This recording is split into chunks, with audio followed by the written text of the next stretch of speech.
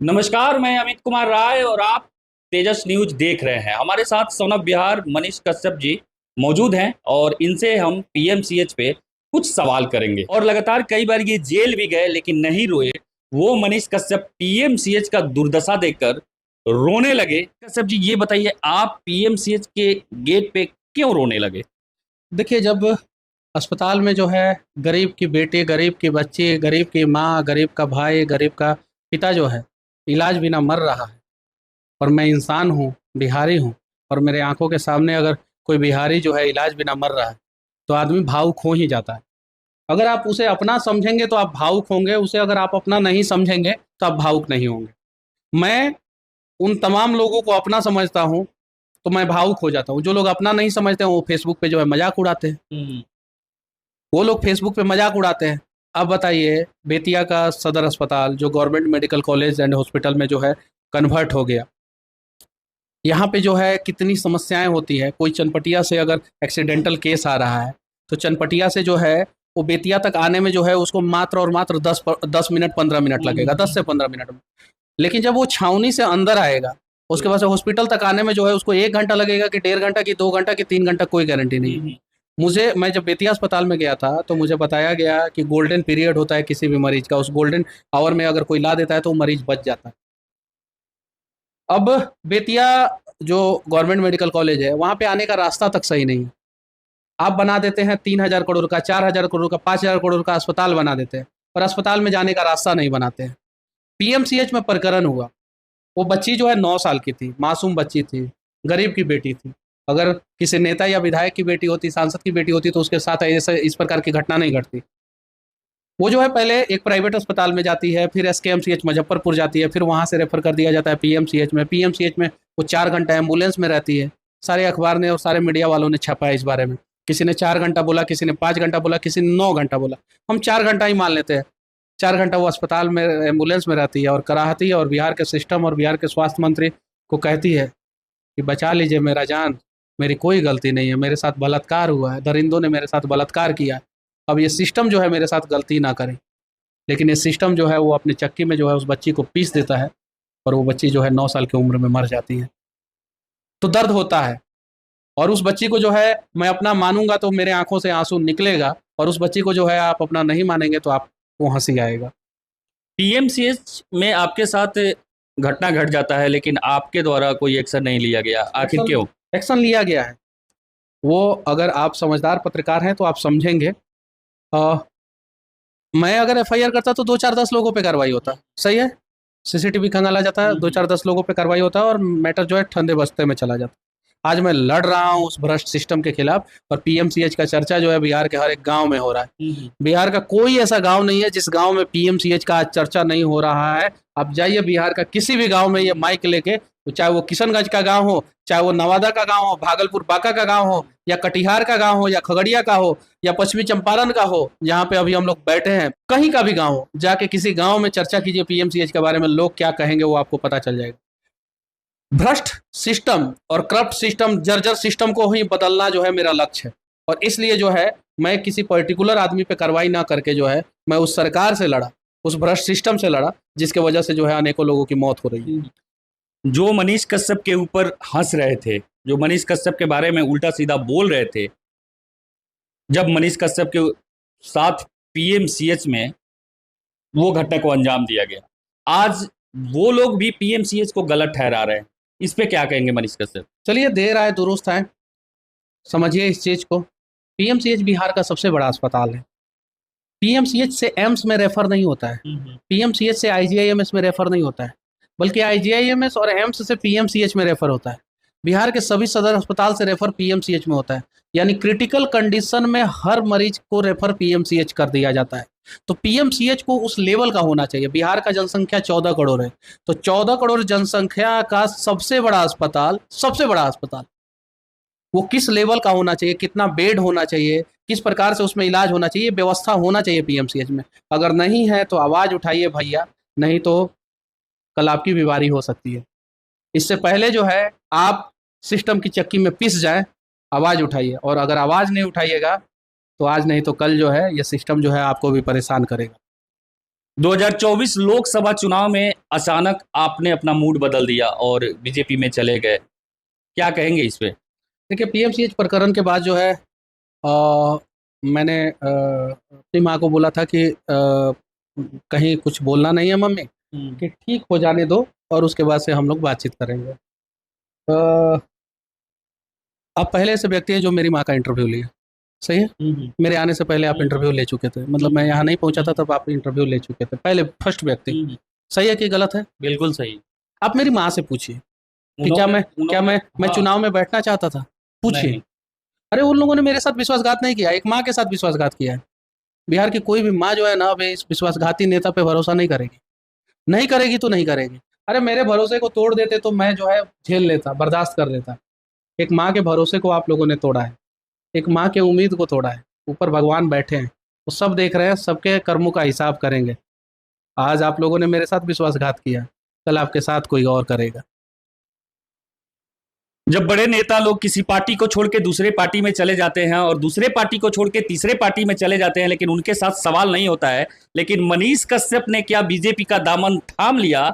लाखों सवाल लोगों ने किया, हजारों सवाल किया। तो मुकेश सहनी जी हैं, बहुत बार पार्टी बदल चुके हैं। पप्पू यादव जी हैं, बहुत बार पार्टी बदल चुके हैं, पार्टी भी बना चुके हैं, ठीक है। चिराग पासवान जी के भी बारे में जो है खबर कभी उड़ते उड़ते कुछ आता है, कभी कुछ आते ही रहता है। चिराग पासवान जी के पिताजी थे, ठीक है। लालू जी पार्टी बदल चुके हैं, नीतीश जी पार्टी बदल चुके हैं, ठीक है। सवाल लोगों ने मेरे से किया, ऐसा आप बोल रहे हैं। उम्मीद मेरे से था तो सवाल किससे करेंगे? मेरे से था उम्मीद लोगों को, तो सवाल करेंगे। मैं आपके सवालों से घबराऊंगा नहीं, बस मैं आप लोगों से माफ़ी चाहता हूँ और बोल रहा हूँ कि एक बार हमको मौका दे दीजिए, एक बार मौका दे दीजिए। मेरे विश्वास को किसी ने तोड़ा है, मेरे उम्मीद को तोड़ा है, मेरे माँ के विश्वास को किसी ने तोड़ा है, मेरे माँ के उम्मीद को किसी ने तोड़ा है। कहा गया था कि 6 महीना के अंदर मनीष आपको उस सिस्टम में पहुँचा देंगे जहाँ पे आप समस्या का समाधान करेंगे। 6 महीना में नहीं पहुँचाया गया, 1 साल में नहीं पहुँचाया गया।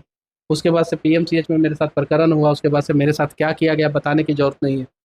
अगर मैं 6 महीना में उस सिस्टम में पहुंच गया रहता तो आज ना जाने कितने लोगों के सवालों का जवाब मैं दे चुका होता। मैं तो उम्मीद किया था ना, भरोसा किया था मैं किसी व्यक्ति पे, किसी नेता पे, किसी संगठन पे। उस संगठन ने, उस व्यक्ति ने, उस नेता ने अगर मेरे उम्मीद को तोड़ दिया तो मैं मानता हूं मेरी गलती थी। मैं हाथ जोड़ के आप लोगों से माफ़ी चाहता हूं। एक बार इस मनीषवा को मौका दीजिए। मनीषवा जो है वो गलत फैसला कर सकता है, लेकिन मनीषवा गद्दारी नहीं कर सकता, ये मैं वादा करता हूँ। और मैं आप लोगों के साथ गद्दारी नहीं करूँगा। मेरा तन मन सब कुछ जो है ना, वो बिहार के लिए समर्पित है। एक बार मुझे मौका दीजिएगा लोग, एक बार। मैं आप लोगों के दम पे जो है बगावत करता हूँ। मुझे उम्मीद है कि इस बागी को जो है ना, बिहार की जनता जो है वो साथ देगी, सहारा देगी। मेरा उम्मीद अब मत टूटने दीजिएगा लोग, क्योंकि इस बार अगर मेरा उम्मीद टूटेगा ना तो मैं पूरी तरीके से टूट जाऊंगा। सबसे लड़ रहा हूँ, सबसे, मतलब सबसे। एक सरकार को गिरा दिया जेल से निकलने के बाद, एक सरकार ने मुझे गिरा दिया। अब जो है मैं आप लोगों से विनती करना चाहता हूँ, हाथ जोड़ के मैं भीख मांग रहा हूँ कि एक बार मुझे मौका दीजिए। मैं वादा करता हूँ कि ये मनीषवा जो है वो आप लोगों के सारे सवालों का जवाब जो है वो दे देगा चुनाव के बाद। एक बार मुझसे सवाल मत कीजिए, मेरा साथ दीजिए आप लोग। लोकसभा चुनाव में मनीष भाई आपने छोटे भाई का तो पूरा जो रोल है उसको बखूबी निभाया, लेकिन जो बड़े भाई बनने का आपको वादा किए थे, वो बड़े भाई जब पीएमसीएच वाला कांड हुआ आपके साथ, आपसे हालचाल लिए कि नहीं? ना ना। क्या लगता है अब आप बीजेपी में हैं कि अलग हैं? मैं बिहार की तरफ से हूँ, मैं बिहार के जनता की तरफ से हूँ। मैं कहाँ हूँ? बिहार की तरफ से, बिहार के जनता की तरफ से। चुनाव लड़ेंगे अब मनीष ये कश्यप? सवाल पूछिए पार्टी से कि वो पार्टी बिहार की जनता की तरफ है कि नहीं है, ये सवाल उससे पूछिए। मैं बिहार के जनता की तरफ खड़ा हूँ, मैं बिहार के लोगों की तरफ खड़ा हूँ, हाथ जोड़ के माफ़ी मांग के। क्योंकि इन लोगों की वजह से मुझे माफ़ी मांगना पड़ रहा है अपने लोगों से। इन लोगों की वजह से मैं माफ़ी मांगता हूँ आप लोगों से। एक बार जो है आप लोग मौका दीजिए। अब इन पार्टियों से पूछिए कि ये पार्टी जो है बिहार के जनता की तरफ खड़े है या नहीं।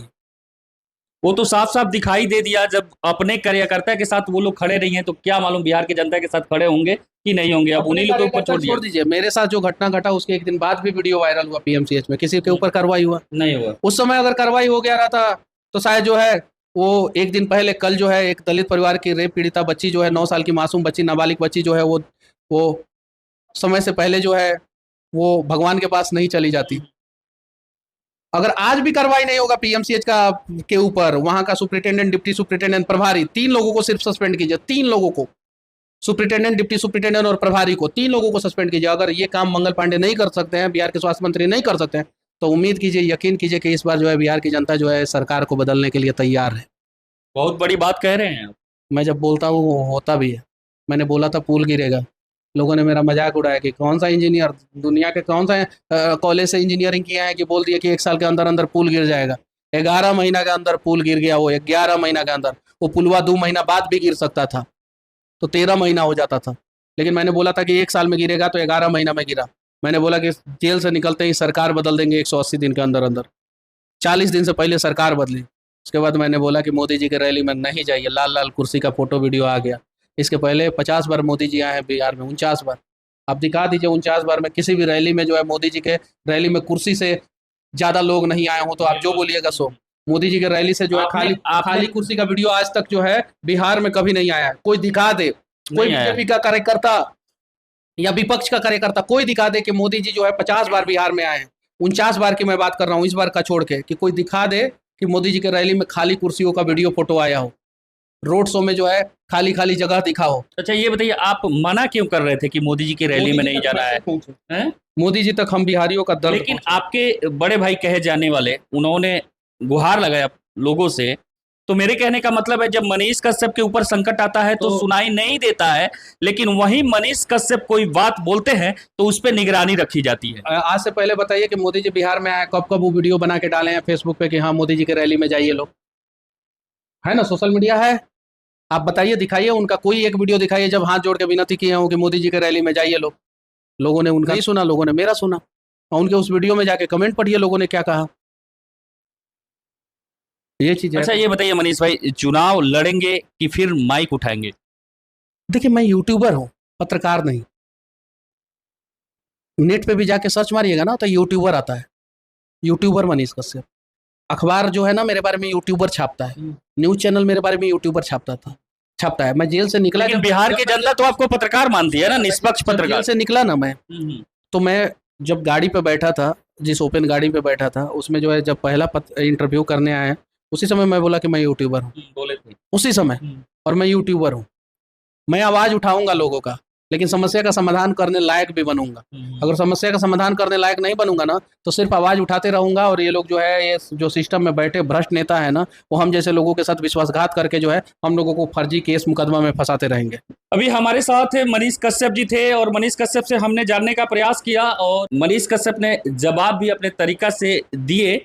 और मैं आपको बता दूं कि आने वाले समय में बिहार में कुछ बड़ा होने वाला है और मनीष कश्यप चुनाव भी लड़ेंगे और आप लोग के आशीर्वाद से जीतेंगे भी, और ये बहुत बड़ा क्रांति होगा बिहार के लिए। तो मनीष भाई के साथ मेरा प्रयास आपको कैसा लगा, कमेंट सेक्शन में जाके अपनी राय जरूर दें। जय हिंद।